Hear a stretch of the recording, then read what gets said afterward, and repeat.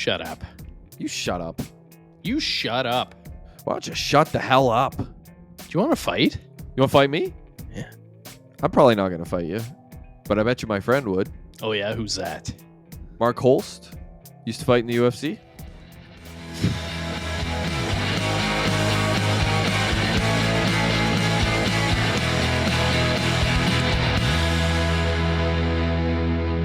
Welcome to Second Story. I'm Josh. I'm not introduced myself. Are you serious? No, this time you're not introducing? You told me in the text beforehand that you were going to introduce yourself. No, I said you Okay. Go again. For fuck's sakes. All right. No, let's keep that in. You can introduce yourself now. All right, I'm Corey. All right, there you go. And with us today, former UFC fighter, Mark Holst. What's up, Mark? What is up? Caught you mid-drink there. Maybe I'll do the same just so we have me some too. consistency on the show. Cheers. Yeah, everybody just start. There you go, boys. Quick cheers before we start. Yeah. There we go. Hydration. Yeah, of course. So, Mark, how are things? Pretty weird. You Oh, yeah? caught me at you caught me at a weird time in my life, actually. Oh, for real? Really? Oh, let's get into That's perfect. Let's get into that a little bit. How about that? Good weird or bad weird? Bad weird. Yeah. Oh, really? Yeah. It's about my gyms. So I don't know if you saw or heard or whatever, but two of my gyms were vandalized and burnt. Oh, no, And I didn't hear burnt. that. Oh, man. Yeah. So Cobra Kai is kind of like it's real, bro. You got a real shit. situation going on. Yeah. Damn, that sucks, Yeah. dude. I mean, insurance is taking care of all of it, so we'll get brand new everything. But Do they it have- kind of sucks to have to do all that insurance stuff and this and that, and try to like push all the students to a different location in Manitic. And yeah, man, it's been a crazy 2 weeks. Do Damn, they have that any sucks. idea who it was or what's going on Yeah, there? probably like a rival gym or some shit like that. That's just fucked. jealous. Really? Yeah, Cobra Kai, bro. Have you Oh, watched it? Yeah. Well, yeah. That's Yeah. some serious stuff. Damn, Yeah. dude. Success, Do you, right? yeah, I guess. Do you feel like you got enemies in the gym game? Maybe not. Yeah, it's hard to say. People are like, so nice to your face, but you never know, right? But You then they're never know. burning your shit down. Like that's how Right. it Yeah. goes. Like, Yeah, man, craziness. Ottawa. Look at Yeah. Josh's face. He's like, shit, you didn't expect that, eh? I'm honestly, the wheels are turning on another book. Yeah. No, I'm thinking about, wow, I might have to write another book about something like this. Oh, bro, Maybe. man. Me and my partner Nick, we got books on books, bro. We got so many crazy stories through this racket. The martial art world is crazy, and sometimes good crazy or funny crazy, but it just so happens that I don't know that this time is a negative crazy, But it is what it is, What's the craziest thing that ever happened at like an event you were at? So somewhere abroad, not necessarily in Ottawa, because we already know that people are burning up your shit in Ottawa. But what's the craziest thing that happened when you were elsewhere doing a martial arts thing? Doing a martial art thing. I mean, like in the fight world more, like fighting. Yeah, more professional than personal, I guess. Like in an event that was actually like something you went to fight or with a fighter or something like that. I had to chase this Argentinian promoter for my money, for my $1,000 purse in Buenos Aires. Wow. Yeah, there's just crazy stuff like that, So how'd that go? Did oh, you catch him or what? I did, yeah. My manager did catch him, and we got it, so I got paid. There's other like promotions in the States that like paid me like 2-3 months after my fight. There's also this crazy story in Thailand. Obviously, like so many fights are happening there, and it's not for a lot. And my trainer decided to give the money I was supposed to get to my opponent because I beat him up so badly. So, and I just found that out after. I was like, "Yo, where's my like? I don't know. It's probably like $300." He's like, "Oh, I gave it to your opponent. He's gonna need it." I was like, "All right, sure." Yeah. I never did the shit for the money, right? So, Damn. So yeah. were you fighting a lot, Mark? Were you fighting a lot amateur before you got to UFC? Like, how many fights did you have prior? So, like in boxing world, like you get like hundreds of amateur fights, as you guys know, before you turn pro. But in Muay Thai and MMA, when I first started, there wasn't that. So I had 6 amateur kickboxing fights, Okay. not even like Muay Thai fights, and then I jumped right into as a pro. Like we didn't have a choice to turn pro. Okay. And like sometimes the pro fighting can be a bit of a circus. I don't know if you guys seen like this like event. It's like circus fight or some shit like that. And it's like, you know, For like in Russia, like they have like, you know, I don't know, like midgets fighting each other and one arm, no, got 2 guys with no arms fighting each other. You guys seen that? I've No. heard of this. Oh, I've heard of this. Yeah, I okay. I've haven't heard seen of it it, though. yeah. Yeah. So it's like back back when it first started, there was like the actual pros and like guys like GSP and David Loiseau and all the greats, right? But then there was also like guys that are like their record would be like 0-12, you know, like just and they would fight pro for a little bit of money here and Hmm. there. So it's kind of crazy. That'd be me if I turned pro. Yeah. Yeah. I'd be Glenn 0-12. Glenn Kolka fought pro MMA in Ottawa, right? So Yeah, he was pretty crazy. he was a wrestler. He was pro Yeah. MMA. He was in the CFL. He owned a bunch of gyms. He Oh yeah. actually he fought Edge. If anyone knows Edge, the wrestler, Edge's second Yeah. match ever was in Oh Ottawa shit. in like 1997. It was against Glenn Kolka. Yeah, I remember because I was there. And Edge is still wrestling. Yeah. Did you see the Brood reunion Yeah, with yeah, Christian? Yeah. yeah. That's Him and awesome. Christian are still buddies. Yeah, they go to Leaf games and stuff. Yeah, Yeah. yeah. It's Yeah. I cool to saw see. that. You had a question, Corey? No, I was just gonna say, like, what? How did you get to the UFC? Like, what led to that? Did they see a fight? Did you reach out? Like, how's that work? So the one fight, so like this guy that broke his leg, his name is Corey Hill. He's no longer with us now. Rest in peace. He broke his. He was you know how Anderson Silva like broke his shin bone. He was Yeah. like the first guy on UFC that completely broke his shin bone, Yeah. and then the UFC kind of like let him go, um, recover, and then like fight on smaller shows to like you know get back in the not come back after that in the UFC, just like on small shows, and then they matched him up with me. So Okay. he already made it in the show in the UFC, and then I beat him, and then that was my way into to the UFC because I beat a UFC guy. It's kind of like one of those, and then that was done to me 5 or 6 years later. Leo Santos, he's like won everything in jiu-jitsu. I don't even know why I was fighting him, but he fought me in Jordan in Amman. Um, and because I was a ex UFC guy, boom, he beat me, and then he got the shot to go in the UFC, and he had a pretty good run as well. So Okay. So you beat Corey Hill, and then you got your next fight was the on shot. the Ultimate Fighter, right? Yes, Ultimate Fighter, but so like the way I did it was I tried out for the Ultimate Fighter. It was GSP and Koscheck, the 2 coaches, Wow. and I remember going to it was in Charlotte, North Carolina, and I remember like 300 people like just lining up to talk to the at the time it was Spike TV and Dana White and all that, and then like people would like dress up and like stick out and this and that, and you had to do some training in front of like the Spike TV crew and Dana White, and I was just like smashing the pads, bah, bah, bah, bah, bah. And then after that you have to roll right with like other fighters that are trying out in front of Dana White and all the Spike TV, so it's like Dana White's like, okay, like let's not pop each other's knee out. Let's go relax. Like we just want to see you guys move and this and that. And then the first thing I do is like I shake hands with the guy I was paired up with, and like he was going ham on me trying to pop my knee out.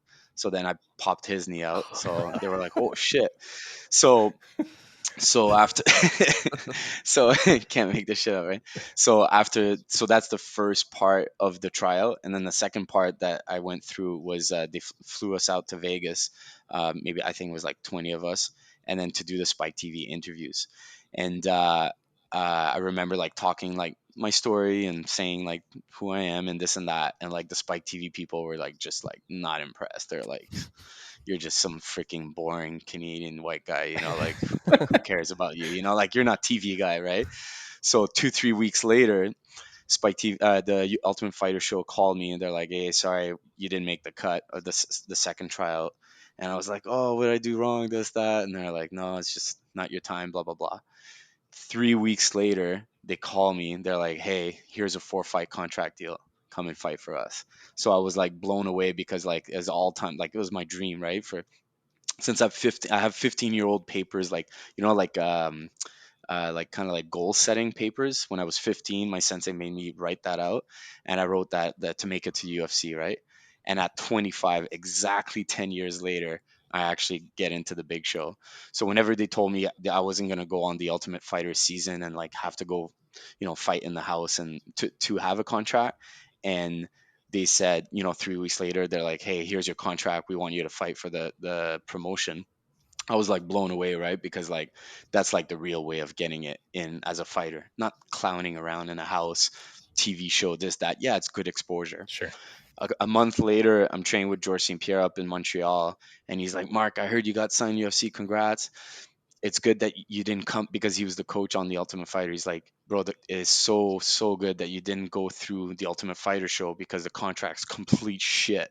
So supposedly you get paid nothing, and even though you win the whole fucking thing, like yeah, you have exposure and million followers or whatever it is, but that doesn't matter because like whatever you're signed after that Ultimate Fighter, if you win it, that contract is like complete garbage. So he told me that, I was like, cool, man, that's cool to have the heads up. But yeah, I was like super like blown away and honored that like they like who I was as a fighter, and they're like, yeah, like fuck this house, like Yeah. come fight for us, so That's crazy. yeah. Was there, so what year was that, and was there any other like really well-known fighters in the Ultimate Fighter at that time? Like that you would have been going um up against in there? So I'm gonna date myself now to be like a freaking dinosaur. So I fought for UFC 119 and 120. Okay. So I don't know what we're at now, but it's like 200. It's almost 300, right? So Yeah, fuck, I'm 288 or old. something like that. I'm Yeah. old. Yeah, Yeah. yeah. So that was in 2010, and yeah, like I fought on like a whole bunch of different cards. I fought with like superstars on it, like obviously like UFC guys and all that stuff. So Yeah. yeah, Michael Bisping was one of them, wasn't he? Is yeah, that right? Yeah, Oh, yeah. wow. yeah, Sekiyama and Bisbing, I think, fought. Yeah. yeah, Yeah. yeah. Wow. So what was that phone call like for you? Like when that phone call's over, you've just realized your dream at 25 years old. What's what's going through your head? What do you like? What's the first thing that you do after you get that phone call? Yeah, like I said, it was a roller coaster because the first phone call was like, no, you didn't make it to the house, the Ultimate Fighter show, and then the second call a couple weeks later, of course, they had to like, I was distraught. I was like the roller coaster. I couldn't believe it, and yeah, I just remember, walking over to my manager and my coaches, my training partners, and like just hugging them and be like, we fucking did it. It's a team thing. There's no fighter on earth that can't go there by themselves. Like, and I was talking to one of my buddies a week ago about like looking back on my fighting career and like be like, it's crazy how like you can be a champion and like really like have a good manager and to make sure that you're protected and go up the ranks.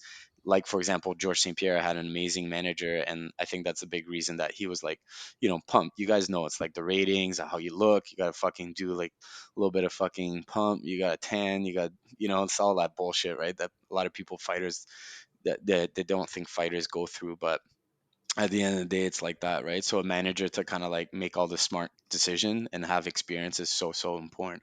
And for me, like I was telling my buddy, I was like, yeah, like I wish I wondered if I would have, instead of picking 155 lightweight, like picking welterweight to fight at, like maybe that would have changed the course of my fighting career, right? And still be kicking ass right now, So it's crazy how just little decisions here and there, who you train with, team, exposure, this, that, good manager, bad manager. Um, Funny enough, do you guys know Ali as I can't even say his name, Ali Asbear? Yeah. Yeah. No, The you manager? know? Yeah. Yeah, Yeah. yeah. So that was my manager. Oh, really? Oh, he's shit. he's the he's the one that got me in the UFC. Oh, wow. Yeah, and yeah, He's pretty sketchy dude. he's pretty notorious, eh? Notorious, yes, That's a good yes, way to yes, put it. yes, yes. Yeah, like Habib's manager, right? Yeah, yeah. Like it's crazy. And Gaethje then and all like them. he had crazy ties to like Osama bin Laden and all that. But then he was like a CIA informant. Like Yeah. I'm learning all this, and I'm like trying to like That's make all sure that shit that I'm. Connor was yelling at the one That's press right. conference, That's right? right. He was yelling all that Yeah, terror. Ali, you little rat. No, Yeah. no, no. Like, Yeah, yeah. like You little rat. with his stupid accent. But like that's all shit that's like going down, and I'm like clueless, because I have like another fight manager Ottawa, so they talk to each other, and then I'm like clueless, and then I find that out, and I'm like, oh fuck, like I gotta make sure my mom doesn't know this, like this is sketchy. Wow, that's crazy, But man. yeah, So, yeah, yeah. you were 155, you said. What's that? So you hear a lot about kind of the weight cut and a lot of fighters doing that. Khabib is a good example of someone who was kind of on their deathbed where during a Yep. really bad weight cut. So, how bad was that for you? Oh, it was bad, bro. It was bad. Like I'm 6 feet tall. Like I'm 207 pounds right now. Jesus. Yeah. Right. So I mean, I got the dad bod. Like I'm a coach now, so I gotta like have that extra padding and whatnot. But like I think I look pretty healthy. Like Yeah. 6 foot tall. Like it's not, whatever. It's not so bad. But yeah, as a lightweight, like so I would have to have diet down from like 180 to 171, and then from 171, if I hit that number, I knew I could cut the rest by a water load, little like tricks here and there of the trade in the sauna, and then pretty much not. I would not eat for 2 days, and I would not drink for one full day, Wow. and then I could make it. And then I have the astronaut suit, go in the sauna, sweat, sweat, sweat, Yeah. and then hopefully step on the scale and not pass out, and then just rehydrate after that. So like that's the thing, like George St. Pierre, he's 5'11", right, and I'm 6. So a big thing that my strategy back then, which I think was kind of stupid, was like I'm a tall lightweight, I'm really tall for 155, so I'm going to have the reach advantage, and I'm a striker first before a grappler, so I'm going to be able to like use my reach and this and that. But I was telling my buddy a couple weeks ago, is like, man, like to put on muscle and like to probably be easier than freaking try to kill myself every fight camp, right, to Hmm. like go through it, because you guys don't realize like you're eating like a rabbit for a month. So it's like, how can you train hard when you're not, like, you don't have any carbs or very, very limited carbs, Yeah. and then you're literally killing yourself like 48 hours before you actually step on the scale. And the big thing that I pass on to my fighters now, and for me, it was such a big focus to make weight. I was always proud. I never missed weight in my entire fighting career. And I was always very proud of that. But like my mindset was always about making weight and not making weight and performing my best. So Right. now I'm passing on to the fighters, be like, no, like we're not cutting weight, you're not doing this, you're not doing that. It's like making weight is like that's nothing. Like that's like you sign a contract, you have to honor that contract. It's like it's a golf clap. Like good job, you did your job of Yeah. making weight, but that's not what it's all about. It's about fighting and performing. And people like Habib, and they make it work. They have it down to science, and Alex Pereira and stuff, but they land and that girl Cyborg too that like fainted and stuff.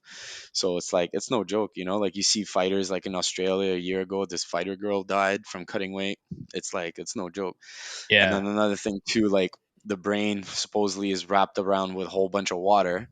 So it's like, let's dehydrate yourself completely and then go get punched in the head for the next 15 minutes. That's smart. That's pretty smart, right? It's like, Yeah.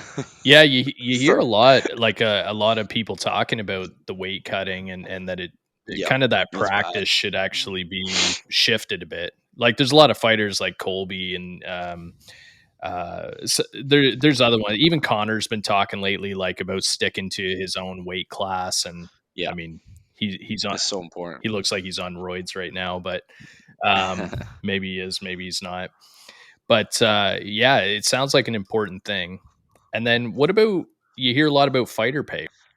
so my first so my first fight was in the Hall Robert Gertain Arena, 2005. I got paid 300 to show up, and then 200 as a fight bonus, so $500 Canadian.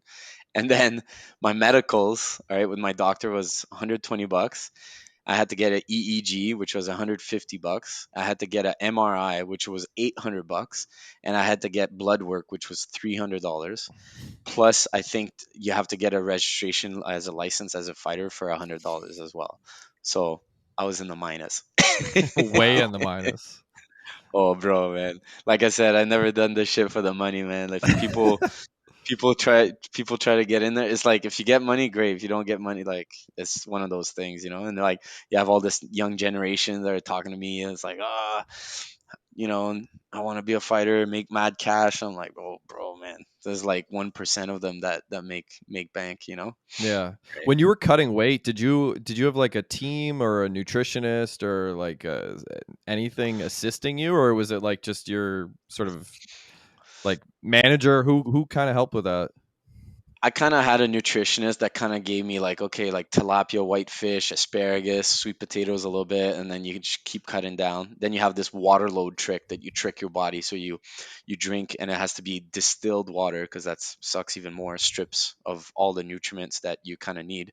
So 8 liters of water on Monday, 8 liters on Tuesday, 1 liter on Wednesday, 0 liters on Thursday, and then weigh in. So that way you like that's called water load, and then you just keep pissing, right? Because your body's like just like, oh my god, that's like 8 liters of water, right? So you keep pushing that. Then in the sauna, you have like coaches or training partners. It's like the credit card trick. So like whenever you sweat, like the sweat is on top of your skin, so then you don't sweat anymore, right? So you get your training partners to credit card your sweat off, and then that way more sweat can push out.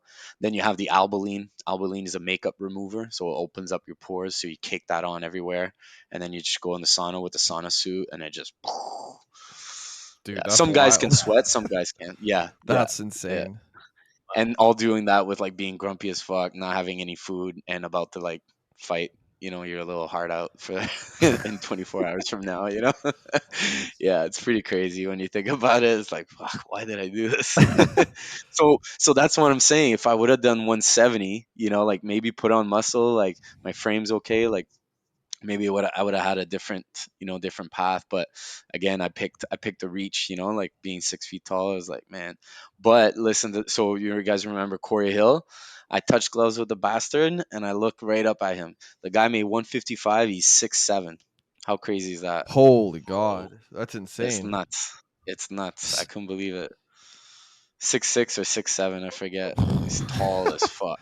So then I didn't have any reach on the guy, So it's like, why would I do that? Yeah, there goes your But advantage. yeah, Damn, right, exactly. And how that's hard is insane. it? How hard is it after the fact to switch weight class? Like, do you have to make a whole new contract for that, or what's the deal? So no, so what I've been told with the UFC is they don't like fighters bouncing around too much. So if you're like a 155er, like crush it at 155, and then they'll sign you at 155. But say they look at me as a fighter and be like, oh, I had a couple 170 fight, I had a 185 fight, and then a couple at 150. Like, like who are you? Are you a lightweight? Are you a welterweight? Like, Yeah. you know what I mean? So it's like they want to kind of like assign to that. But like nowadays, I feel that people like you know, look at Connor, how crazy he was at 145, right? And then now it's just like boom, boom, boom, right? Mhm. So that's obviously like superstars that can happen, but like if you ever want to get signed, like you should really focus at your weight class and like clean up that roster, make a name for yourself, because like that's how you can climb up in the rankings of like smaller promotions and be champion, right? Yeah. Like the smaller promotions like PFL and Bellator and all that stuff. How hard are those promotions to get into versus UFC, like Bellator and like one championship and those? Like, what's the One is pretty hard. One in yeah? UFC is top, top, top for sure. Okay. And then the smaller ones like Bellator, and then we have a couple Canadian shows that are like, obviously you just got to be connected, and you know, Okay. nowadays, like back in the days, anybody could sign. Like all of you guys could have signed up for a fight. Like I said, it was a bit of a No weight classes. underground Yeah, like it's pretty nuts. circus kind of thing. Like you could have literally went to a gym and be like, if that gym's like kind of sketched, and be like, yo, like put me on a fight card. Like I Yeah. remember I'd never fought on, but on the res, there was a whole bunch of fights on the res. Yeah. So those are sketchy. Well, they used to do like Tank Abbott and stuff would fight like 3 Yeah, times in a night, and yeah, pretty crazy. yeah. That's pretty wild. Did you ever look at look at like a hockey player who fights like a an enforcer in hockey and be like, man, that guy didn't even have to cut weight. Like, just that guy gets to carb up and then jump on the ice and fight somebody. Did you ever look at that and be like, I Uh, should have went that route? Maybe, yeah. Too bad I can't skate though. Oh, damn, that's too bad. Yeah, Yeah. yeah, yeah. But no, like, yeah, a little bit envious in sometimes. But again, I did it to myself. I was just like listening to my manager and being like all in on 155. So I don't have any regret. I just like I'm curious to know like if I would rewind the clock. Like make a run at welterweight. Yeah. Who knows? Yeah. One of the things that's come out a lot lately with to stick on hockey enforcers, they talk about like there's a lot of articles and like documentaries about how nervous they would feel when they would go into a hockey game where they know they had to fight. So if the other team had a Mm. fight or two, they would know like I got to fight this guy tonight. Can you talk about like what were your nerves like when you would go into a fight night? Like what was the feeling in the pit of your stomach as you sort of enter the building and know that you got to fight somebody that night? Yeah, like I mean, like some coaches and fighters say, "Oh, it gets easier and get used to it." I never had that. I was always got the crazy butterflies and this and that. But I felt that like hometown fights were a lot of pressure on me because of having like my mom there and family and friends and teammates and all that.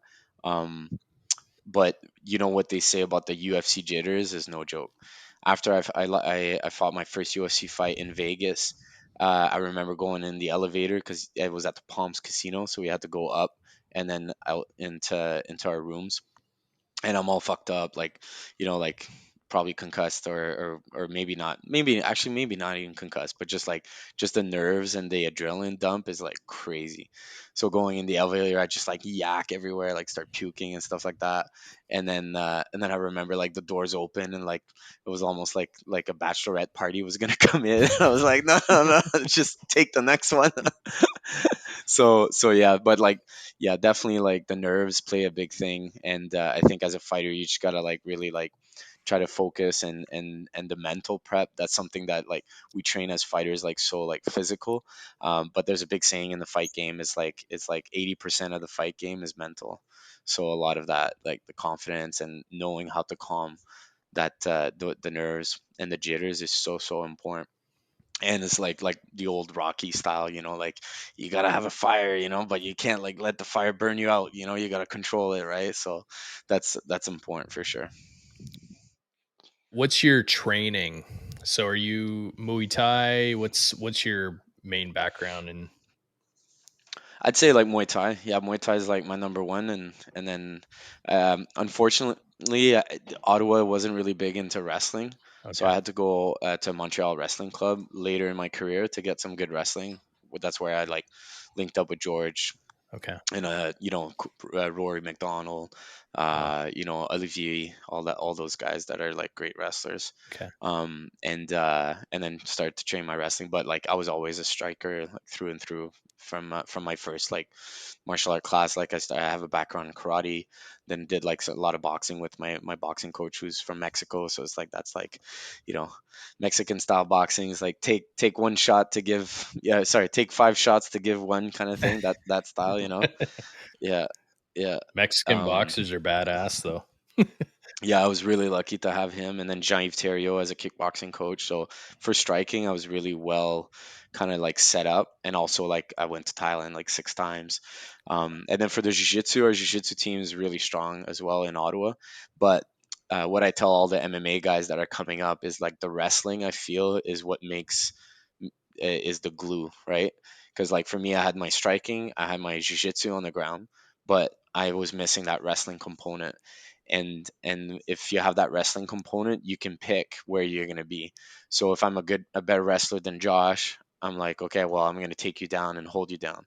But then say for example, Josh is better on the ground than me, so I'll defend your takedown and keep it stand up and like keep popping you in the face, and then that'll be that. You know what I mean? Yeah. So like whoever has that wrestling advantage usually can get to where they are comfortable to fight and where they're gonna win. So me having that jujitsu, The wrestlers have like a bit more of a strength and like ability to hold down or like you said, pull into wherever they need to be. Yeah. exactly. There's those eras too, like the Pride eras, like that was the era of the strikers, and then like in the 2005, that was like the the era of like jiu-jitsu guys, and then now the wrestlers are making a comeback. It's kind of like a Yeah. wave, but now like I feel everybody's so well rounded, and it's important to have that wrestling component. So I didn't have that, so I just, you know, for me it was like I'm gonna stand. All my fights is pretty much like I'm standing with the guy, and then I fuck him up, and then he's like, "Oh shit, I gotta take him to the ground," which he does because I have no fucking wrestling, and then I just tap him out from there. That's like always been my fights like that. It's like Yeah. the guys realize they can't bang it out with me, so then they take me down, they shoot, take me down, and then I end up getting a submission. So, but I was always missing that like that wrestling defense, like and that wrestling training. Yeah. Yeah. You go to a bar or walking down the street or something, like there's probably more people trained in martial arts today than there ever has been. Yeah, it's gained a lot. It's gained a lot, and then girls too now. Like I remember at the dojo when I first started, like to see a girl do jujitsu was like, holy fuck, like Yeah. like what's going on? Like is she okay or whatever? Because I was literally in a room of 50 sweaty guys. Yeah. And then now like with the kids martial arts, like same thing, right? And now it's like I would say it's 50-50, which is crazy because it's changed a lot. And I'm not even like I'm 2003, I started 2002, right? So Yeah. even before that it was probably even even worse, right? But yeah, it's definitely gone mainstream. A lot of girls training, and then just a lot more guys as well, obviously. Maybe I don't know, like for like the confidence side of things or the camaraderie as well too. So Yeah. yeah. In the bar fights, you can't fuck around with anybody in the bar No, that's fights. right. Like they might not even look, they might be a 155 pounder, right? Like you, Right, you don't know who exactly. you're fucking with. Yeah. Yeah. How did you get the nickname Boots? Boots, because I'll put the boots to you. So my specialty is the kicks, the head kicks. So I got a lot of those nice highlight reel knockouts with the boot to the head. So that's what's up. Nice. Yeah, That's Mark Boots awesome. Holst. Yeah. Did Actually, no, that's a lie. oh That's god. the one. I was waiting. I was waiting if you're gonna like let me off the hook. No, I was letting you So off. I I'm at. was letting you off. Yeah. Okay. I'll give you guys the real thing since we go way back. So at the gym, um, I was the only French guy on the Quebec side. Jean-Guy, rubber Rubber boot. boots. Yeah, okay. Yeah, so that's how I Okay. I don't like to say that story for obvious reason, but I'll say it on here. Nice. All right. we That's we can good. cut that if you want. We'll just leave the Nah, head that's okay. kicks. I'm an open book to you guys. Did you ever have a fight where you were like, "Oh shit, like I'm in a fight for my life?" Did you ever have anything like that? Oh yeah, for sure.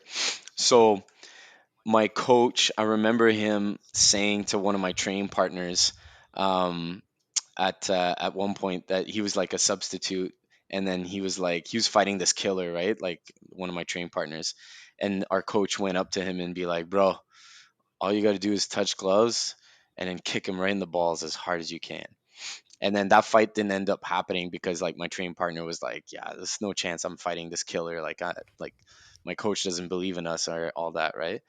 So so fast forward 5 years from that comment, I remember he said, um, I got signed to fight Leo Santos and Jordan in Amman, and that fight I was telling you about, that he beat me to make it to the show. So I was kind of like just a step up for him, right? Like the guy's like just 10-time world jiu-jitsu champion, like just like next level. Like I'm going in there with a purple belt in jiu-jitsu, like this guy's been black belt since like he's like teenager, in jiu-jitsu, Brazilian, blah blah blah. I mean, I do have a puncher's chance and this and that. And then right before the walkout, my coach goes up to me. He's like, "Okay, this is what you need to do. You touch gloves with him and you kick him as hard as you can in the balls." And I'm like, ah. So then, like, walking out, I'm like, all right, I'm fucked. But I did tell myself one thing, as I told myself, like, if it does go to the ground, I'm not going to tap out. I'm going to go right to sleep. And then I managed to do that in front of thousands of people watching me. So that was nice. Wow. What's No, what's that probably takes some discipline, right? Yeah, I think it's on YouTube if you guys want to see me take a tight snooze. what is it like to wake up from that? I mean, I've been knocked out before, but not choked out. Put to sleep. Yeah. Yeah, it's not that bad. It's like literally you're waking up out of bed and you're like, oh, where am I? And then that's it. Definitely knockout sucks. I've been knocked out before because you're Mm. seeing like three of them and you just gotta like hit the one in the middle kind of thing. Yeah. Yeah. But getting choked out is not that bad. You go out quick, and then you come back quick too, and it's like and then whenever you come to, you're usually like convulsing a bit, so it's like you can't control your body. But it's not scary. It's just like waking up in the morning. Wow. There's that famous moment in Habib's last fight there with Gaethje when he was about Yeah, he could have broke his arm, I think, and then he transferred and then choked him out instead because he that's didn't want it. to injure him for a year, you know? Yeah, yeah. Did you see him apologize to the corner as well? No, I didn't. No. Yeah, so after he chokes him out, he goes like this to the corner. He's like, "I'm sorry, I'm sorry, I'm sorry. Like, let's stay calm, like because he put him asleep." But Right. Yeah. yeah, he's a pretty nice guy. Yeah, Yeah, pretty good dude. There was yeah, a fight savage. years ago that you probably remember, Mark. I don't remember who it was. I'm really bad with names, but there was a guy years ago who was in a fight and he was just getting destroyed. It was like the third round, and they show him in his corner, and his team's talking to him, and he's just like, "I'll fucking die in there. I don't care. Like, I'm willing to die in there." And then he goes out and he ends up winning the fight in the fifth Yep. round. I can't remember who it was, but I just remember watching that and being like, "Dude, that guy is committed." Yeah, I think it was what I think it was that Israel Desanya. Yes, yes. Izzy did say that. I think that Yeah, was against yeah, Whitaker, wasn't Izzy it? did Or say no, that. It's like I'm prepared to die. Yeah. Yeah, Whitaker. was it Yeah, yeah, Whitaker? yeah, yeah, Yeah. yeah, Yes, it was. Yeah, yeah, that's exactly yeah, the fight. yeah, God, I'm bad with names. But yeah, yeah. I remember that just He's being like, the dude, that guy's committed. Mhm. Yeah, he lives in like an anime world. That guy, I think he's not all there. They fought a few times, didn't they? Oh yeah, oh Twice Yeah. yeah. now. He probably thinks he's an actual like samurai, like just living the code and like just slashing, killing people. Yeah. But yeah, he's something else for sure. Those athletes are, yeah. When you're at the top like that, it's like you can't be all there. Like George St. Pierre, right? Like he's uh he's very I don't know what to say. Like not maybe maybe a little bit like ADHD or not ADHD, but like just like so like hyper focused on everything. Like he can't like step on a crack of like the sidewalk. And like after he beat Koscheck in Montreal, he took all his coaches and his team, and he just beat like he was in camp for 2 months, just beat the shit out of him for 5 rounds, retained his world championship, goes down south at like all inclusive with all his coaches. He only lasts 2 days. 2 days he's like sprinting up and down on the beach, and then he goes to his jiu-jitsu coach John Denneher, and he's like, "Yo, John, can we set up some mats and can we do some jiu-jitsu training, please?" Like, and then John's like, "No, man, like you brought us down here to relax, like you just fought, you just won, like, bro, 2 days, bro, 2 days. That's crazy. Like at the top champions like that, they gotta be like dialed right in, like there's something special. Yeah. Yeah, Even today, he's like that though, eh? George St. Pierre. He's like I follow him on Instagram, and he's every yeah, day just constantly working out and oh yeah. jumping in the And ice the guy's barrel. And retired. It's like, what the hell? It's like, why are you doing it, right? Like most fighters would, and then he's not even a coach, right? So it's like, why are you doing this? Are you coming back? Are you not? yeah, he's not coming Right? back. No, He I could. hope He not. looks like he could. He'd be smart. He's the only guy that retired at the top, right? Like Yeah, I hope to God he doesn't need to prove anything to anybody anymore. He's the champ. yeah, He's the best, the GOAT.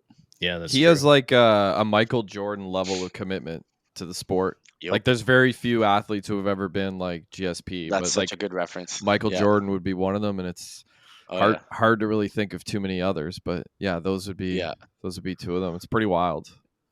Yeah. The stories you hear about Michael Jordan, how crazy it was, like about like losing at poker and then like betting all the his hands that he lost, that he would beat that team like more than 20 points and score this and score and then actually do it, right? It's like, and then golfing too. I hear he's like super into golf, and just like he'd get smashed by all these pros, but then he would get all his money back via betting on the games. It's like crazy. Yeah, and he would push his team too. He was amazing at Yeah. Oh yeah. baseball too, eh? Yep. Yeah. Well, I mean, Sure. he's a hell of a lot. He was a hell of a lot better than I would ever be at baseball. Yeah, that's true. Yeah. That's a good point. You know, Yeah. if he actually would have stuck to baseball, he would have made it to the majors. He For he sure. would have been like a bench player. He would have been, Mhm. guy playing Yeah. for league Yep. minimum, but he would have been there, just not Yeah, the Michael Yeah. Jordan that we know. that's right. No. Yeah. Yeah. But yeah, Yeah. GSP is Yeah. definitely something special. um so I want to talk, obviously, like, fighters are different than every other athlete. Is there any athlete that you've ever come across that plays anything else where you're like, oh, this guy's got kind of a fighter's mentality, or any other sport that you could draw like parallels to fighting? Foot. I've coached some good football guys. Yeah. Some good football guys. Yeah, yeah. I've coached some good football guys. Obviously, wrestlers. It's an easy transition to MMA. Non-combat sport, though, I'd say football guys for sure. I've coached a lot of army guys. I like army guys. Oh yeah. Okay. Oh, bro, man. You say jump and they're like, how high? Like they're like so coachable. That's the best thing as a fighter because, like, when you're fighting, it's like you're in there and you don't see outside of the box, right? So you're hoping that your coaches can pick up on something that we can switch the game plan, be like, okay, Josh, like, he's open on the right side, and you don't see that because you're defending yourself and I'm punching you in the face. So it's like, that's why, like, being a coachable fighter is so so so important. And nowadays I feel, I don't know if I can say this, but fuck, sometimes they don't listen and they gotta learn the hard way. And it's like, I just want to, like, shake their heads and be like, no, like, I learned the hard way, like, learn from my experience. You don't have to go through this. I got you. Like, this is how it's done and this is what's up and so on and so forth. So, like, just the coachable. And the kids, like, my pet peeve is, like, when I'm coaching them, it's like, yeah, yeah, yeah, yeah, yeah, yeah, yeah, Yeah, yeah. yeah, I yeah, yeah, already yeah. know. I It's already like, know. Yeah. oh my god, bro, This like, the why are first you time I'm saying this hearing to it, me? but I know. Yeah. Yeah. Yeah. Yeah, yeah, yeah. Now, um so that yeah. being said, like, do you yeah, this generation, do you find that they're not as committed as your generation was? No, I just find it different. It's just different, like, with the kids, like, what they're going through and all this stuff that's happening in the world now. Like, Yeah. in some ways, it's like we weren't there. We were the best in the 90s. I don't know how old are you, Yeah. Yeah. but I mean, I was born in 85, so, like, man, we're the best. That was the best of times ever, the 90s, right? I Yep. agree. So that's just how I um but no, the kids, so, some of them are coachable, but not all of them. So it's like, sometimes, like, and then it's okay, they'll learn the hard way and then they'll either quit or they'll learn the hard way and, like, Mhm. prove me wrong. I'd love that for them to do that, or they'll learn the hard way and then come back to me and be like, okay, I'm ready to listen, coach. I'm like, thank you. Let's not lose again, like. When you talk about learning the hard way, do you look back on anything and kind of regret any decisions, or do you feel that you've everything that you've done was to lead up to who you are today? um I think I got signed a little bit too early. If I go back, like, again, like, my manager at the time wasn't the best in that and not really experienced. So, like, going into UFC with, like, 7 fights, Yeah. it's kind of crazy, but Yeah. sure. And then like, I look like some of these heavyweight record and I'm like, holy shit, like, I have more fights than them and they're like champions and stuff like that. And it's like, Jesus. So, but I think, so that's the first thing, maybe, like, getting more experience outside of UFC, because UFC is, like, just, it's on another level. Like, the guys are freaking killers. Like, they, like, Hmm. that's it. Like, it's huge difference, right? So I was, like, crushing it. I was 7-1, but, like, fighting, like, fucking in Canada and stuff like that. Fought a little bit internationally, a little bit in the States, but, like, not in, like, big promotions, right? And then I got signed to the UFC. So I was like, going back on it, maybe I'd get more experience before getting signed. Okay. um, and then a hard loss. My only loss by knockout was, like, because I fought with emotions, right? And that's something I always like, trying to calm my fighters in the ring, and fight with your head and be smart and do what we train in the gym, right? Don't just go berserker and Fu Manchu and crazy and try to attack the guy like nonsense, like, Hmm. we train, like, hard for months and months. And it's like, and then for you to just, like, go into a slugfest, like, why? You know what I mean? So that's why sometimes, like, some of the fighters, I'm, like, disappointed in that. I was like, okay, like, you either win or you learn, but let's start winning more than, than learning. Like, I like winning. Like, I'm living vicariously through them. I'm happy to be in the coach and in the corner and stuff like that. But and that's always been my plan. Same thing at 15. I jotted down. I was like, step by step, be like, kick ass, be a champion, open up a gym, pass it down, So I'm like literally like going through the plan that I draw out at 15. um and then yeah, so like I said, the second thing I regret is fighting with emotion. I remember the fight that I got knocked out, like the guy hit me with a clean jab, and then I remember like it was yesterday, and I was just like winding up instead of like popping it nice and short, and winding up, and then boom, and then down I go, like I wake up, the ref is like this in my face, I'm like, fuck, knocked out in front of all my friends, family, my mom. I was like, oh, that's not good. Yeah, that Oh, that stung. That stung. So don't fight with your heart. You gotta fight with your head. what was your mom's response to that? I can't imagine my mom. Oh man. Yeah, my mom was not impressed. She, well, like a lot of my family, all is like academics, like a lot of like lawyers and stuff like that. So like for me to just stop after high school was like crazy. Like I remember fighting, like, Mama, no, like going crazy, like, you'll see, I'll be more famous, I'll have more money, and I'll be happier than all my cousins, and this and that, like just like yelling at her and like arguing like that, because like, and then she's like, okay, but you gotta finish your high school. I'm like, okay, fine. And then like I just and she's been interviewed like so many times, and she always says in the interviews, which is cool, she's like, I had a choice to support my son and be, in his corner and have his back and have that positive, vibe, and that positive warrior spirit that I can give him, or go against him and then, maybe mess him up mentally and this and that, and fight him through all of it. So she chose to like have my back and support me, and yeah, that was pretty nice of her. I was surprised, but we did it, and it worked out after all, right? So I'm happy. She was always like, of course, like taking care of me with the nutrition side of things, and going at all my fights and stuff like that. So That's yeah, awesome. Nice. yeah. Yeah, you want a She doesn't parent. like it though. I'm sure no mothers like it, No. but it's good that you had a mom that was, would maybe question you at times, but would ultimately support you. That's Yeah. awesome. Well, I was so young, right? So she was like, you don't know better. I mean, it's Yeah. insane that you made it there at 25. What was it like when you were kind of done at the UFC? Like it was over. What went through your head? What was running through you at that point? So my first UFC fight was in Vegas. I lost that by decision, and then after that, they put me up against in England, at the O2 Arena. I think it was like 25,000 people there booing my name. That's a So big that was, arena. yeah, yeah. Yeah. So I was fighting, of course, in English from Liverpool, and yeah, Who that was that was it? not a fun walkout. Paul Sass, Oh, okay. just Yeah. some just That was some jiu-jitsu guy. that was one Okay. UFC 120. Yeah, Yeah. exactly. And then yeah, like another thing I regret is like, again, like if they would have put me with like another striker, like it would have been great to like put on a war and a show. Like that's what I'm known for, is like standing and banging. But like the first UFC fight, they put me with a wrestler, and then the second one's a jiu-jitsu guy. So I'd never really got to showcase my striking ability to Uncle Dana, but that's okay.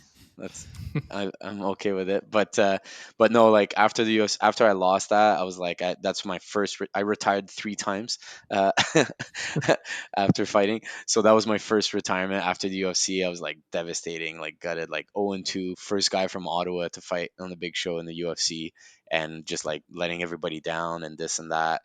And you know what? It's funny. I remember this going through with the interviews, right? So I got signed in UFC. So of course, like all of Ottawa is like going crazy, like CTV and this and that, interviews like almost every day from through my fight camp. And I was telling you guys about like the mental and the confidence and the mental prep, and in my interviews I remember saying over and over, each one of my interview, I don't know why I would say it, but I was like, yeah, I'm like really nervous, like I'm the first one from Ottawa, but I'm gonna do my best, and I won't let you guys down, and this and that. And like it's almost like in my head, like I had planned this for 10 years now, that I'm gonna make it to the UFC, but I never wrote down I'm gonna stay in the UFC. You know what I Mm, mean? I never wrote down I'm gonna be a Uh, champion in the UFC. I never, like, right? I have all that shit written down, that I'm gonna make it to the UFC, but then nothing after, right? yeah. right. So that coupled with like, obviously, other stuff, whatever, like curveballs here and there, and just the fight game, right? Like shit happens, right? It's the fight game. So after losing that fight, in at the O2 Arena, I was like gutted, devastated. I was like, okay, I'm done. So I retired for a year, and then I came back and kept fighting after that, and then retired again, and then kept fighting after that, and then I called it a career when I had my firstborn. I told Jenna, my wife, I was like, okay, like as soon as I have my kid, like I've been lucky enough, I got punched in the head so many times, like let's not push it more, you know. So I'll retire when I have, you know, my son is born. So I can't go back on that. Yeah. You have another fight on your hands. Yeah. That's Um, it. But now you're at a good point. Like you now own a gym, right? Or do you own two Yep. gyms? Did you say 4. you own four gyms? Wow. Yep. Okay. Yep. So now you're at that kind of passing on knowledge. So That's right. from all of what Kind of you've learned, what's the main piece of advice that you tell every student? be coachable. Listen to me. No, man, just give it all your shot. You know, like I always teach in class, like the two rules, like do your best and don't give up. You know, so that's my two things. Do your best, don't give up. I yelled that like literally 5 6 times in a row, and I think Yeah. people are getting sick and tired of it. But yeah, like there's a lot in martial arts. Like it brings all the team together, the camaraderie. Um, you know, the loyalty, the honor, the respect, the confidence. Like, man, people think martial arts is like punches and kicks, you know. It's like not that. Yeah. And it's like you ask any black belt and be like, yo, like how much would I pay you, $1,000 for your black belt? They'll be like, no, there's no chance I'm ever giving that belt ever back. Like what, It's like such the a belt is journey. the item, but like it's the journey. It's like what you gain from it, your confidence, your respect, you know, your character, your values. Like it's like so much more than punches and kicks. And the uneducated like mom and dads and this and that, like I can see them sometimes like bring their teenage son like I was like back in the days and be like, like is he gonna get hurt, this that, and they think, you know, maybe we're like savages a bit, you know, like just rolling around and choking each other, you know. And I get it, it looks really bad, but behind all of that there's like the samurai honor code, you know. Like it's pretty crazy, you know. Like if you see the history behind martial arts and all martial arts, you know, like from karate to taekwondo, jiu-jitsu, all of them, like they have that warrior spirit action. So it's kind of cool to have that, especially in nowadays this world. We Yeah. need more of those. Yeah, definitely. yeah. Yeah. I saw Dustin Poirier. He had posted a quote on Instagram. He had said, "You have a choice between two pains: the pain of discipline or the pain of regret." I Hmm. thought that was pretty cool. I don't think he wrote That's very that, but cool. I thought it was a pretty cool quote, and kind of goes Yeah. along the line of a lot of things that you're saying tonight. So Yeah. Yeah, there's so many cool quotes. Martial art quotes are my favorite. They're like pretty badass and deep. yeah, yeah, that's great. Yeah, there's a lot of good ones. Yeah, you opened when we jumped on before we actually started recording. You used a quote from your sensei about showing up early. That's it. Yeah. So if you're 15 minutes early, you're right on time. Yeah. I'm a weird. You were saying yes, sir. Oh yeah, the rest of the world could learn that for sure because nobody's on time anymore. Punctuality, yeah, it drives me crazy, bro. It's like respect the time, you know. Like it's like how can we have a good conversation and right off the bat you're like you don't respect my time and you're late, you know? It's like what the fuck? That's a bad Yeah. start. No, for You know real, what I mean? Like it is. yeah, It's about respect and yeah, people don't seem to respect other people. I know I get we live in a much crazier world and people are, yeah, you know, have certain time constraints and everything's kind of back to back, but yeah, respecting yeah, other people's time is definitely super important. Um, yeah.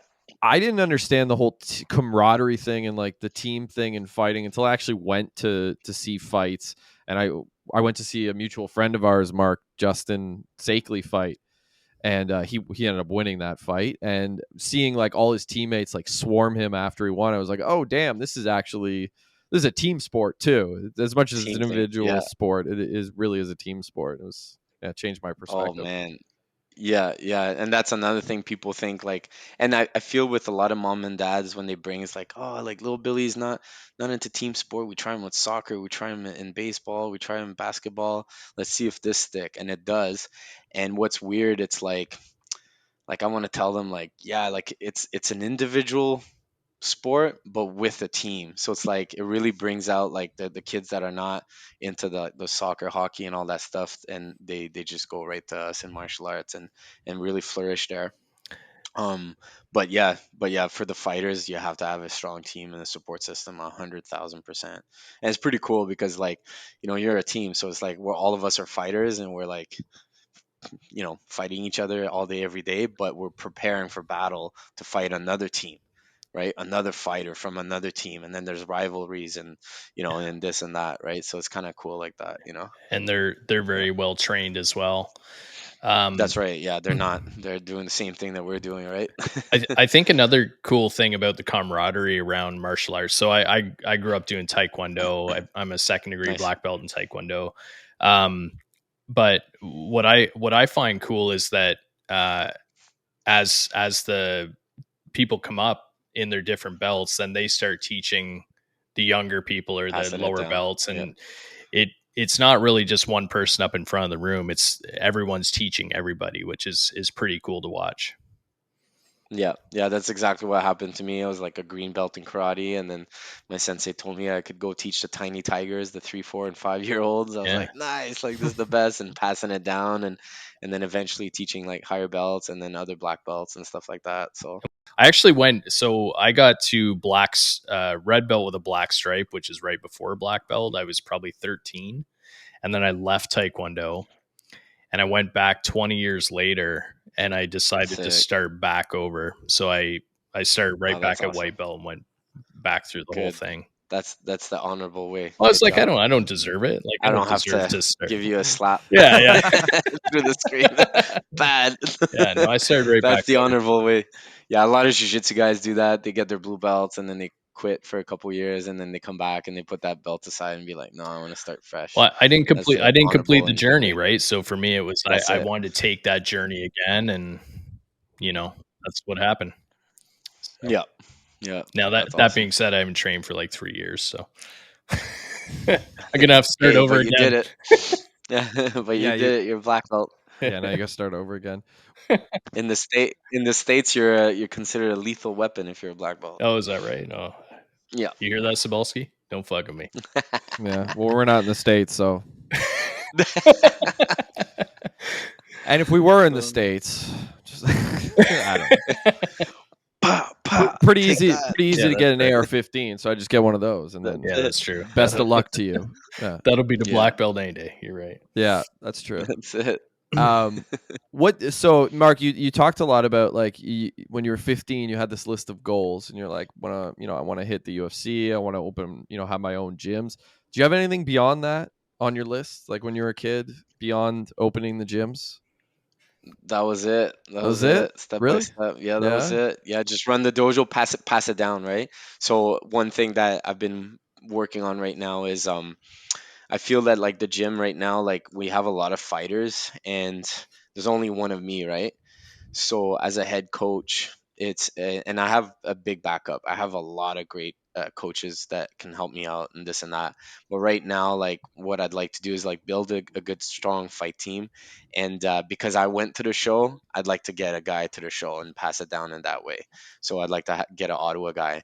I haven't found him or her yet, but I'm sure, I'm young. I'm good to go as a coach. I'm ready to do the work and scout it out, and I'm patient. And I want that kind of like Rocky Mickey moment, to like have that one guy to really like dedicate myself to and take him all the way up. So obviously, like they have to want it. So well, they have to want it and they have to do the work, right? So that's two different things, to want it and be like, yeah, I want to go UFC, and then to actually like be in the gym 24/7. It's like, you got to show me, right? So it's like I'm patient with it. I'm not rushing it. I hope to have that moment before I pass. But yeah, I'd like to bring a guy to the show. You got a lot of life left. Do you got any hopefuls at all, or you said you haven't found that yet? Yeah, I have a couple hopefuls. Okay, Oh yeah, for sure, that's for good. sure. And then what's exciting about it as a coach is you never know, right? Like these guys, like I've had so many fighters that keep crushing it and killing it and having like great like finishes, and they're everything a champion can be. But it's just the hard part is like keeping at it. It's like a long road, right? It's like for me it was 10 years. So so yeah, Do yeah, you it find takes a that while. there are more distractions nowadays? Like obviously there are in terms of like the way kids live. There's a lot more to occupy their time than there was when we were kids. we had like MSN and we would go to the movies and stuff. Like now kids have everything at their fingertips. The entire world is literally in the palm of their hands. Do you find that there are kids who are maybe you're hopeful about that kind of get sidetracked by life and other things and it kind of takes them away from the Oh yeah. discipline? Or Oh yeah, yeah. I've already had so many kids. I've had a couple guys that be like, they're just like, oh, I'm gonna try this as a career and go be an architect or whatever. And it's like, "Ah, okay, you'll get more money. Good job. On to the next, like I've had a lot of like, I've had a couple of this like disappointing, and stuff like that, but there's still the good bunch of them that are very like hopeful and stuff like that. And not everybody, some people just want to fight and not be a champion, and I recognize that. Um, but yeah, talking about the distraction, like even the videos, right? Like look at a TikTok, right? Like people don't have the attention span. And it's like TikTok's like a 5-second video and that's it, right? So it's like everybody wants the easy way. And unfortunately for fighting, it's all about being literally stupid and repping out the same shit over and over and over and over again. It's Right. like you got to be like stupid reps. You know what I mean? And with a world like you said, like it's like a lot of distractions. Like yeah, there's a lot of distraction, but on top of that, it's like I just feel that the way that people want it is like the right now kind of thing, like, yeah, Insta snacks and right away Uber Eats and this, like, it's like everything's like right now, like so convenient, right? And fighting, if you think about it, is not very convenient no, kind of thing, right? No. So it's like, and it's like whoever put in the most reps, like another famous saying, the more sweat in the gym, the less blood in the ring. yeah, So like, and I say that all the time, so it's like, and then if your opponent's training 10 hours, like you need to do 12 hours a day, like I don't care. That's how bad you want it to win, right? So, and you know, but yeah, it is tough with that kind of like the fight sport game kind of being diluted a little bit, and being attacked in that way as well too. And with the fight promotions too, I don't know, I'm sure you guys see like some, like the fight games kind of changed, and now it's like how good you talk to and this and that. So yeah, I'm Mhm. not a fan of talking. no. It's a lot more like WWE, really, and it's funny that like Right, they've linked up now, they've UFC and merged. yeah, Yeah. WWE. It kind of makes sense in a lot of ways, Yep. but yeah, It is an entertainment.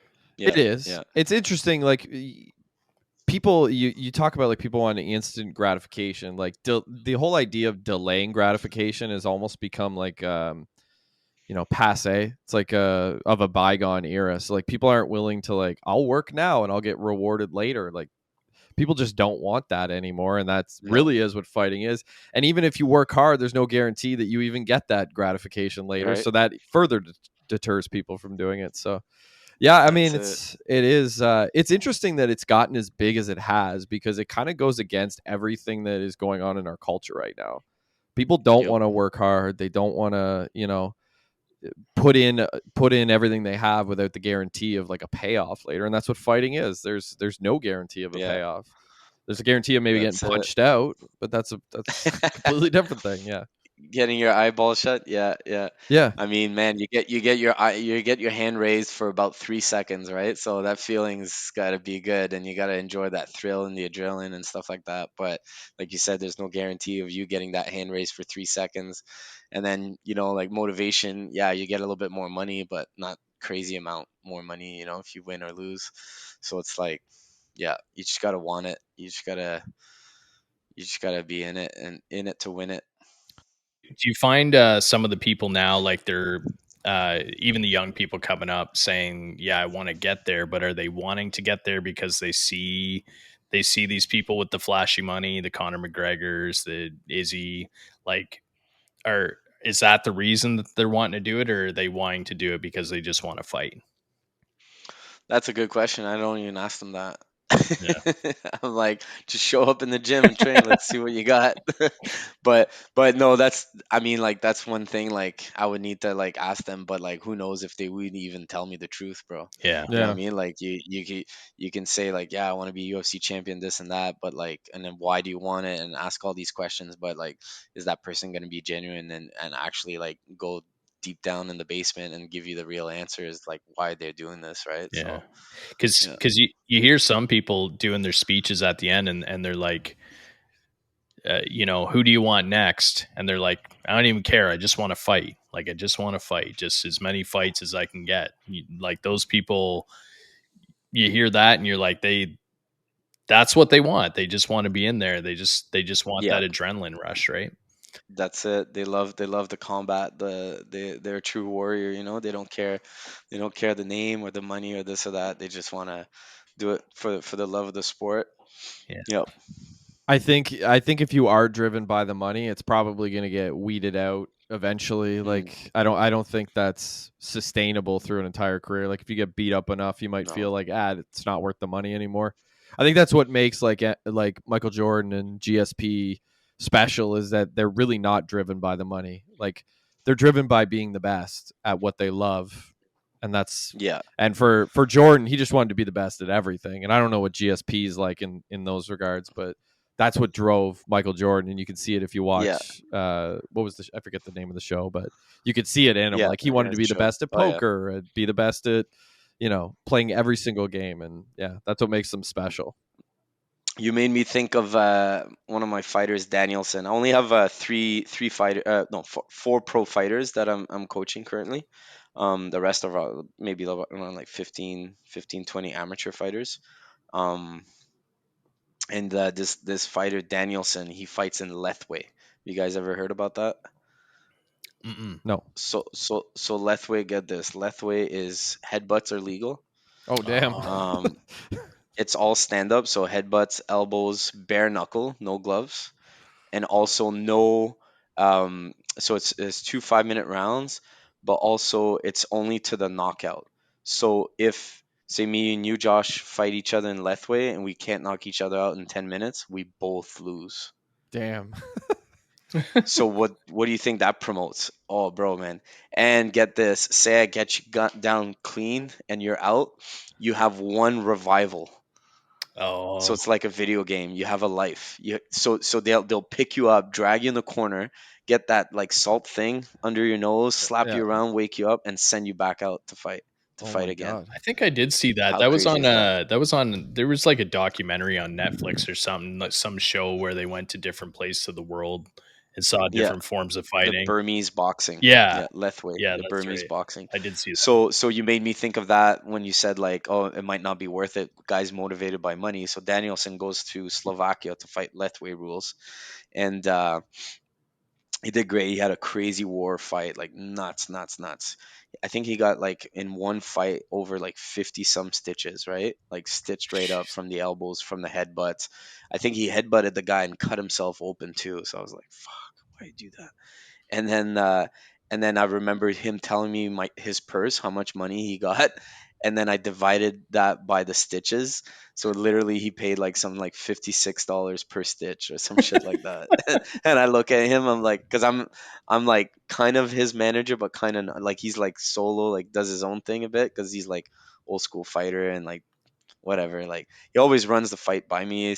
Be like, is this a good idea or a bad idea? And like I act as a manager, but then I was like looking at him, I'm like, bro, man, how long are you gonna keep doing this, bro?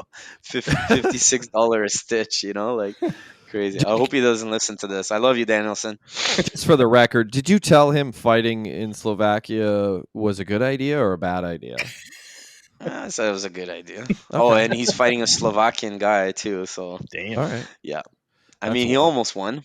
He should How, have won. would you say 30 stitches? Yeah, That he would said he got around 30, 40 stitches. Yeah, like and he got paid like I don't know, like $3,000. I So don't do think the math. people realize how many stitches 30 stitches is. Like Oh, tw- bro, it's bad. 12 stitches would basically take me from like one side of my eye to the other. Like that would be Yeah, 12. So like that's like a third of my face basically. So like 30 yeah. stitches would It be was like that's like it was 2/3 of your here. It was on. face. He had one on his face and two somewhere on his skull. Jeez. Man. Yeah, sliced right up. Lethway, Burmese boxing, Damn, craziness. it's true what Stallone said in Rambo. Burma's a war zone. It's a classic, classic Stallone. Damn. Oh my god. And for the love of the game, for Danielson, I Yeah, suppose. Yeah, Danielson. He does not do it for money. I tell you that much. I guess not. So Yeah. we're almost at time here, Mark. This has been a ton of fun. I actually learned a Mm. lot. I realize how little I know about fighting, but it's been great. So what are your plans for the future? As far as you talked about, like you want to find somebody, but in the immediate future, you got any plans? You got anything you want to plug? Um, just keep working at the gym. Obviously, rebuild now. Yeah, uh, but uh, but yeah, like in the future, like just focus on forward, be positive, try to be good to the community, obviously, and take care of all the new generation. We have kids like sign up for a month or two and do training, and then they quit. They go to another sport, this and that. And I just hope that they take the values of martial arts and our teachings and our training, and maybe I don't know, maybe I teach them a self defense technique that they use against a bully or this or that, and that could be for kids or adults, right? Like girls, guys, whatever. And yeah, just be a good leader in the community for my team. Me and Papa Nick, my partner, like we've been together since 2002. So it's been quite the journey. He's the book writer. He's gonna write a book on all our stories for sure. I hope, anyways, because I forget half of them.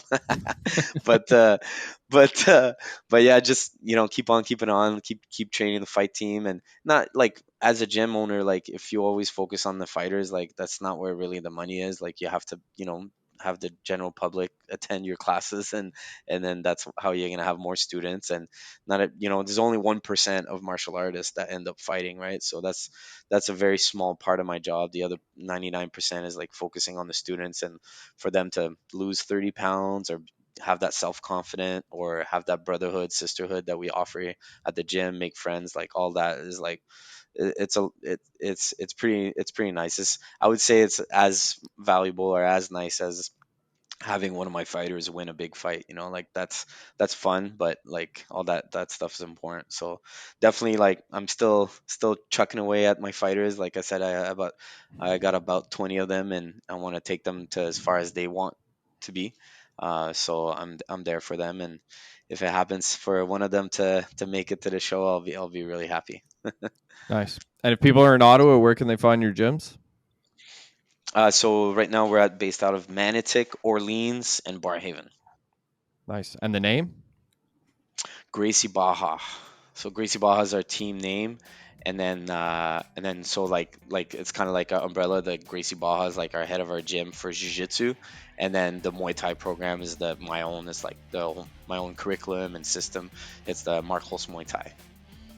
Very There cool. you go. Awesome. Yeah, All right. little plug in there. Yeah, there you go, buddy. Well, thanks so much for your time. I really appreciate it. This was a lot of fun. It Thanks, was, Mark. man. I appreciate it. It was one of the best interviews I've done in a long time. Oh, well, that's good to hear. Yeah, thanks. Yeah. Appreciate it. Or sorry, I wouldn't say interview, podcast. I actually, you know what? Interviews are not that good. Podcast is more like low key, chill. Yeah. I had a podcast in the ring too that he set up the light, and we were just shooting the shit and swearing and all that. So I appreciate doing that again with you, Josh. Thanks for having me, brother. Yeah, no problem, buddy. We'll see you soon.